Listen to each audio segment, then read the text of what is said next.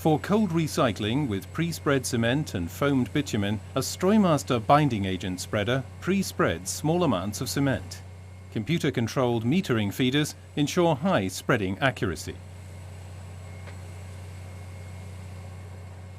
Behind the spreader, a water and a bitumen tanker truck. The Wirtgen recycler draws in the binding agents via hose connections. The recycler is equipped with push bars to push the two tanker trucks along. The powerful milling and mixing rotor granulates the damaged pavement layers. The pre-spread cement is mixed in at the same time. A special injection bar with expansion chambers produces the foamed bitumen and sprays it in.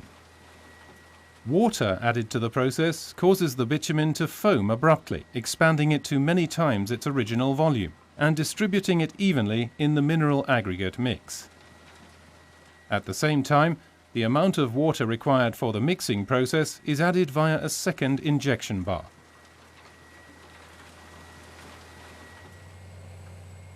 Compaction is effected by Ham single drum compactors, one with a padfoot drum followed by a second one with a smooth drum. Next comes a grader for finish grading. A tandem roller and a pneumatic tired roller complete the compaction process to produce a uniform, sealed surface structure.